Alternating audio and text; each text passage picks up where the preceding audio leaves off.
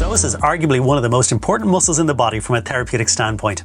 When we look at the demographics, 80% of people are likely to suffer an acute bout of back pain at some point in their life, and Psoas is a big contributor to that low back pain.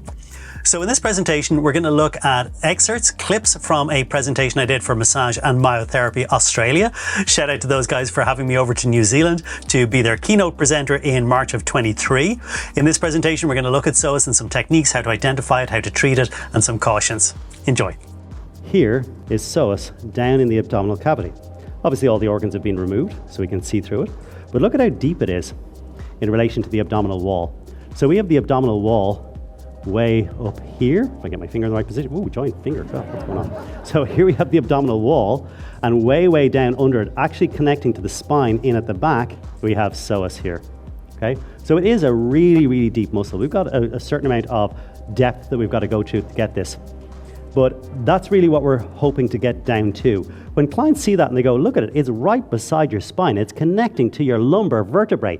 And when you get down to this, you can actually, I don't do this in clinic because it's a bit uncomfortable, but in class, I'll oftentimes push across a little bit and the person feels this dum, dum. Like, what's that? That's your spine. I'm like, oh, you're that deep? Because when we're working progressively layer by layer, it's not particularly painful. So people tend to be quite shocked when they realize how deep you're actually going. To find psoas is really simple. I'm going to either draw an imaginary line from the ASIS across to the navel, and then a vertical line for the edge of rectus abdominis. And when the two of those intersect is going to be the center of psoas. A simpler way of saying that is, I'm going to sit my index finger on ASIS. I can palpate the edge of rectus abdominis. If we're not sure where that is, we can ask the client, can you just lift your head off the table for a sec? That fires rectus, and I can feel I'm definitely on a hard border here, an edge. That's great, thanks.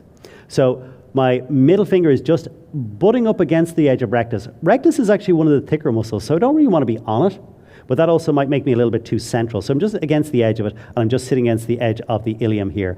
So now I can pump psoas a little bit. It's sensitive. A scale of 1 to 10, what does that feel like? 4 or 5. 4 or 5, okay. Now if we go in a little bit, it'll probably be a bit more intense, but that solid structure there is your spine. And you can oftentimes feel the curve of the vertebrae. Sometimes you can even feel the space of the intervertebral discs, but that is your spine. And clients are surprised. They're going, it doesn't feel that heavy. It doesn't, because you softened each layer. If instead of doing all this warm-up and preparation, I just stuck my fingers in, she'd probably sit up. Okay, has the intensity? It's down 3, 4. Okay, and relax. So the things we want to be careful of is, we said, nerves or blood vessels. Because an endangerment site is not a do not work, it's a proceed with caution. Does that make sense? Sometimes in foundation training, they go on like endangerment sites are, here's the self-destruct button. Press that and the client will explode. It ain't like that. We do need to be cautious, and if you don't have sufficient skill to be able to palpate those 3 different structures, you probably shouldn't be working in that area. We'll be covering all of these techniques in detail and so much more in our Unlock the Spine seminar. Hope you guys can join us. You'll find the link in the description. Check it out, and we'll see you again soon.